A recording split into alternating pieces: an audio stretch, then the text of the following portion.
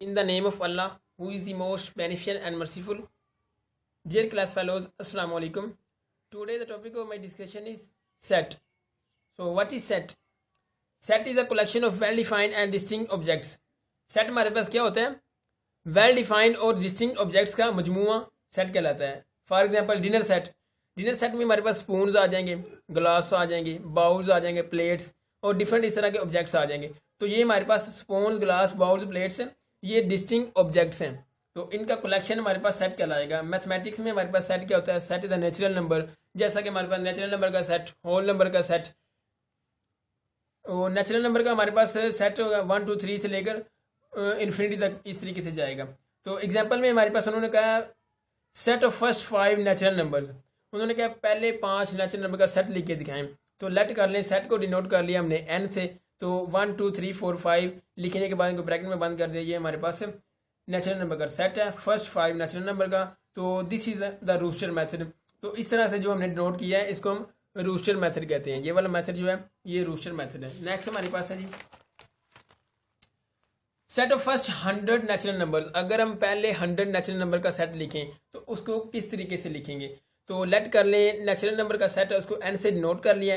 n such that n is a natural number and n less than 100. जो n कोई भी एक natural number है तो n लेस देन 100 है. 100 नंबर का अगर हमने सेट लिखना है तो 100 से अबव नहीं जाएंगे. फर्स्ट 100 नेचुरल नंबर 100 से 100 तक होंगे, 100 से अबव नहीं होंगे. दैट इज कॉल्ड रूल और बिल्डर मेथड. ये हमारे पास जो है n, जबकि n such that n is a natural number and n less than 100, ये हमारे पास रूल और बिल्डर मेथड कहलाता है. Set of natural numbers are. Natural number का सेट मैंने को पहले बता दिया 1 2 3 से लेकर इन्फिनिटी तक जाता है. और n से अगर हम इसको बिल्डर मेथड से लिखेंगे तो n से नोट करेंगे तो n such that n is a natural number. n कोई भी एक नेचुरल नंबर हो सकता है. आगे हमारे पास नेक्स्ट है टाइप्स ऑफ सेट. सेट की टाइप क्या है? इन स्टैटिस्टिक्स शोज नंबर. मतलब कि स्टैटिस्टिक्स में हम सेट को नंबर को जाहिर करने के लिए इस्तेमाल किए जाते हैं. सच दैट नेचुरल नंबर हो गए, होल नंबर हो गए. एम्प्टी सेट पहला आ गया टाइप. तो एम्प्टी सेट की डिफाइन हमारे पास है बेसिकली. तो एम्प्टी सेट की डिफाइन ये है कि set which contain no numbers, वो हमारे पास होल एम्प्टी सेट कहलाएगा. उसमें कोई भी डिजिट ना हो, कोई भी नंबर ना हो. Set of whole number. Let कर ले हमारे पास होल नंबर का सेट है 0 से लेकर स्टार्ट तक इन्फिनिटी तक जाता है. तो जो लेस देन 0 होगा, होल नंबर में लेस देन 0 तो कोई वैल्यू नहीं बचती. होल नंबर बेसिकली 0 से स्टार्ट होकर इन्फिनिटी तक जाता है. लेस देन 0 कोई भी वैल्यू नहीं, तो इसी वजह से खाली सेट होगा, एम्प्टी सेट होगा. तो नेक्स्ट हमारे पास है सिंगलटन सेट. नंबर 2 पे है. तो लेट कर ले हमने होल नंबर का एक सेट ले लिया, उसको b से नोट किया है. तो x सिंगलटन सेट में क्या करेंगे? होल नंबर का सेट है ना, तो x जबकि x such that x is a whole number and x less than 1. x जबकि x is a whole number, मतलब कि ये हमारे पास कोई होल नंबर है और x less than 1. Less than 1 होगा होल नंबर में तो सिर्फ 0 वैल्यू बचेगी, सिर्फ एक ये 0 की वैल्यू बचेगी. होल नंबर में से अगर लेस देन 1 करें तो ये हमारे पास 0 ही बच रहा है ना. तो 0 हमारे पास ये एक कोई 0 इज आल्सो एलिमेंट. 0 भी कोई एक एलिमेंट है. तो इस वजह से ये हमारे पास जो सेट कंटेन एक ही नंबर पे मुश्तमिल हो वो सिंगलटन सेट होता है. दिस सेट इज सिंगलटन और यूनिट सेट. सिंगलटन सेट का दूसरा नाम है यूनिट सेट. थर्ड नंबर पे हमारे पास फाइनाइट सेट. लेट हमारे पास कर लिया c इज इक्वल टू कोई भी सेट c है. तो a set of first 7 whole number. पहले 7 होल नंबर का सेट ले लेना है. उसमें हमारे पास आ जाएगा 0 1 2 3 4 5 6. पहले 7 होल नंबर में 0 भी आ गया ना शामिल, तो 7 नहीं आएगा, 6 डिजिट आएंगे. तो ये हमारे पास रूस्टर फॉर्म है. तो we can list the numbers. Finite set में हम बेसिकली फाइनाइट सेट ये वो होता है जिसमें हम नंबर्स को लिस्ट कर सकते हैं, लिख सकते होते हैं नंबरों को. जैसे 0 से लेकर 6 तक हमने नंबर को लिस्ट कर लिया है, is called finite set. Fourth number पे हमारे पास है इनफाइनाइट सेट. इनफाइनाइट बेसिकली वो सेट है जिसमें हम नंबर को लिस्ट नहीं कर सकते. लेट हमारे पास कर लिया होल नंबर का सेट हमने कंसीडर किया, उसको डी से नोट किया. तो डी इज इक्वल टू 0 1 2 से लेकर इन्फिनिटी तक. नो चार ऑब्जेक्ट्स आर लिस्टेड. तमाम ऑब्जेक्ट्स हम लिस्टेड नहीं कर सकते, तमाम ऑब्जेक्ट्स को लिखना मुहाल है, हम लिख नहीं सकते. This is called infinite set. Next हमारे पास है सबसेट. सबसेट क्या होता है? A set of which all the elements are contained an other set. मतलब कि लेट कर ले हमारे पास एक सेट A है, एक सेट B है. सेट A में हमारे पास 1 2 3 4 ये 4 डिजिट्स हैं. सेट B में हमारे पास 1 2 3 4 5 5 डिजिट्स हैं. सेट A है जो सेट B के तमाम एलिमेंट्स कंटेन करता है, अपने अंदर मौजूद रखता है. सेट A के तमाम एलिमेंट्स B में मौजूद हैं, लिहाजा सेट A जो है वो सब सेट है सेट B का. सब सेट की अलामत ये मैंने नोट कर दिया. इस सिंबल से हम सबसेट को डिनोट करते हैं। नेक्स्ट हमारे पास इसकी एग्जांपल ले लेते हैं। हमारे पास पी है, पी में हमारे पास 1 4 7 है और क्यू है हमारे पास, ये क्यू है, इसमें एलिमेंट्स जो हैं 2 3 4 5 6 ये एलिमेंट्स हैं। All elements are not in Q. जो सेट पी के आपने देखने हैं, सेट जो पहला सेट होगा ना पी जैसा क्यू, इस आर एस भी लिख सकते हैं। तो पी के तमाम एलिमेंट्स सेट क्यू में देखें नहीं मौजूद, तो लिहाजा P is not subset of Q. Next हमारे पास एग्जांपल है पी इज इक्वल टू 1 2 3 4 5 है और एक्स इज इक्वल टू 3 1 2 5 4। इसमें ऑर्डर नॉट इंपॉर्टेंट है, जैसा कि 1 भी है 2 भी है 3 भी है 4 भी है 5 भी है, लेकिन ऑर्डर वाइज नहीं लिखा हुआ, तो ऑर्डर इज नॉट इंपॉर्टेंट। ये मैं आपको बता रहा हूँ, ऑर्डर इज नॉट इंपॉर्टेंट। तो इसमें बेसिकली देखा जाए तो पी हमारे पास, पी के तमाम एलिमेंट्स एक्स में मौजूद हैं, तो P is subset of X, X is also subset of P and P is equal to X. ये 3 पॉइंट्स क्लियर हो गए। नेक्स्ट हमारे पास उन्होंने बताया हुआ है सी, कोई भी एक सेट ले लें उसके सबसेट निकाल के दिखाएं। तो every set has also subset. See हमारे पास 1 2 3 है, तो इसके सबसेट आगे कैसे निकालेंगे? तो इसका फार्मूला होता है हमारे पास 2 की पावर n, जितने एलिमेंट सेट में मौजूद होंगे उनको हम पावर में लिख देंगे 2 की पावर n में। तो इसमें 3 एलिमेंट है, तो हमने 2 की पावर 3, वो 8 के इक्वल होता है। तो इसके सबसेट कैसे निकलेंगे? पहला जो सबसेट होता है वो खाली सेट होता है, एम्प्टी सेट, वो एक सेट हो गया। फिर ए का सबसेट 2 3, फिर 1 को 2 से, फिर 1 को 3 से, फिर 2 को 3 से, फिर 1 2 3, ये हमारे पास 8 इस तरीके से सबसेट आ जाएंगे। नेक्स्ट हमारे पास क्या है?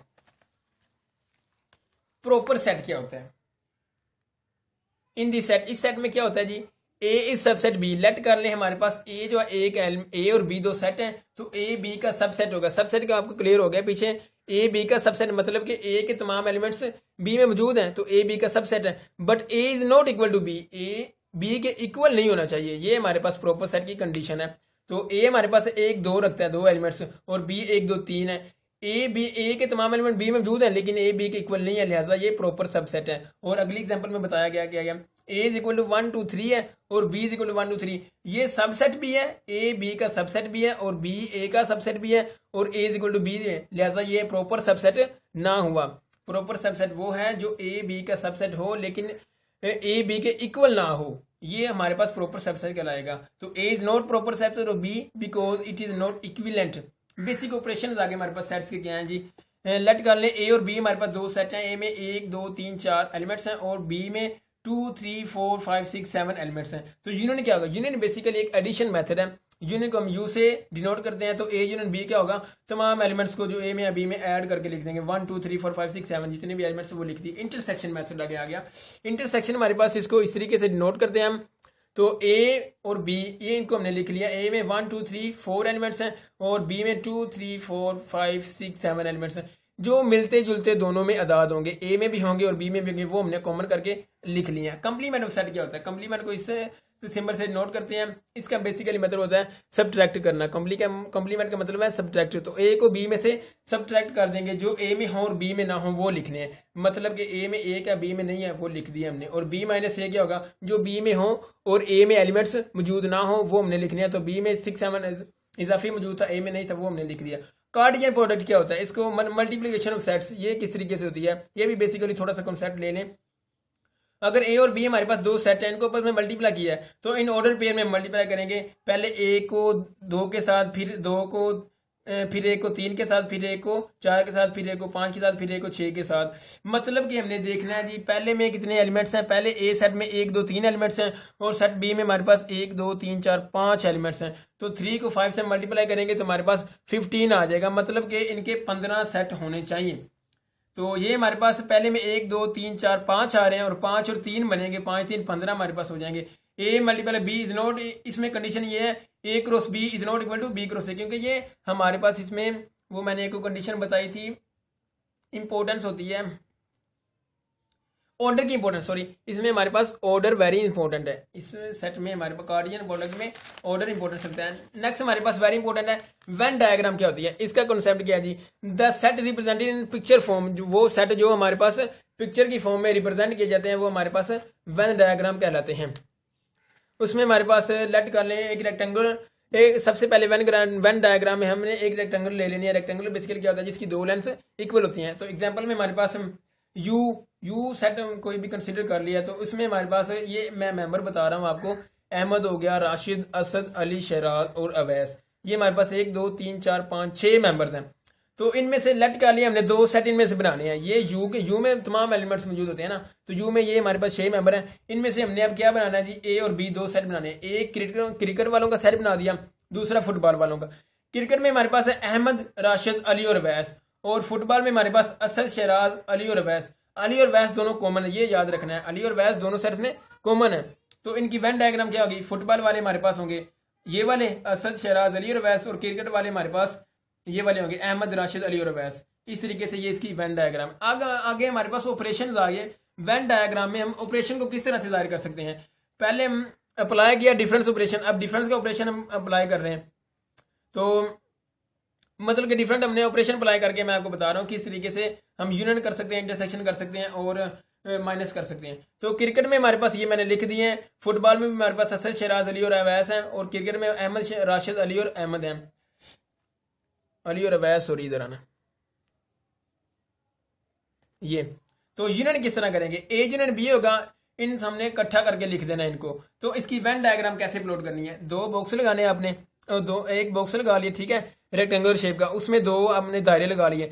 अब एक जो इसमें जो दोनों हमारे पास कॉमन है, अली और अवैस दोनों कॉमन है, क्रिकेट में भी है, फुटबॉल में भी है, उनको हमने लिख दिया है कॉमन फॉर्म में, और बाकी दायरे को हमने शेड कर दिया, क्योंकि हम यूनियन कर रहे हैं, यूनियन में सबको हम इकट्ठा कर रहे हैं। असद भी है, शहराज भी है, अहमद भी है, राशिद भी है, लेकिन जो दोनों में कॉमन है उनको हमने अलहदा लिख दिया। इसमें दरमियान में जो हमने इंटरसेक्शन, मतलब कि जो आपस में हिस्सा मिल रहा है, उस इनको हमने शेड नहीं करना, इन दोनों को शेड कर दिया। तो ये हमारे पास यूनियन की डायग्राम होगी, वेन डायग्राम।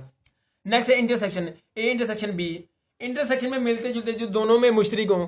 अब अली और वैस दोनों में ही मुशरिक हैं, क्रिकेट में भी हैं और फुटबॉल में भी हैं। अब हमने इसकी वेन डायग्राम कैसे प्लॉट किया, फुटबॉल वाले लिख दिए मेंबर 2 असद, शहराज, और क्रिकेट वाले 2 मेंबर लिख दिए हमारे पास अहमद और राशिद हैं। लेकिन जो मुशरिक हैं दोनों में, अली और अवैस दोनों इनमें मौजूद हैं। तो अली और अवैस को हमने वो जो मुशरिक था उनका दायरा उसमें रख के ऊपर से हमने शेड कर दिया। ये वाला दायरा हमें शो कर रहा है इंटरसेक्शन का प्रोसेस, और ये वाले 2 दायरे शो कर रहे हैं यूनियन का प्रोसेस। नेक्स्ट हमारे पास आ गया नंबर 3 पे, डिफरेंस ऑपरेशन क्या है। डिफरेंस का ऑपरेशन, बी में से ए को माइनस करना है। सेट बी में हमारे पास मैंने आपको दिखाया हुआ है क्या है, असद, शहराज, अली और अवैस हैं, और ए में हमारे पास अहमद, राशिद, अली और अवैस हैं। जो बी में हो और ए में ना हो तो ये हमारे पास 2 ही मेंबर आएंगे, असद और शहराज। ये ए में नहीं है और बी में है, इनको हमने अलहदा कर लिया। अब इनकी हम वेन डायग्राम कैसे प्लॉट करेंगे, आपने रेक्टेंगल ड्रा की, उसमें 2 दायरे लगाए, उसमें फुटबॉल वाले मेंबर अलहदा लिख लिए, क्रिकेट वाले अलहदा लिख लिए। फुटबॉल वाले असद और शहराज हैं, क्रिकेट वाले अहमद, राशिद हैं, और अली और वैस दोनों इनमें कॉमन है, उनको भी लिख दिया। लेकिन शेड करना है, जो शेडिंग से हमें पता चल रहा होगा कि ये कौन सा ऑपरेशन अप्लाई हुआ है। शेडिंग सिर्फ हमारे पास 2 ही मेंबर हैं, असद और शहराज, हमारे पास डिफरेंस ऑपरेशन में निकले हैं असद और शहराज, तो उनको हमने शेड कर दिया। तो ये हमारे पास शेडिंग का वेन डायग्राम इसकी आ गई। तो उम्मीद करते हैं आपको समझ आ गई होगी। अपना बहुत सा ख्याल रखिएगा। अल्लाह हाफिज़।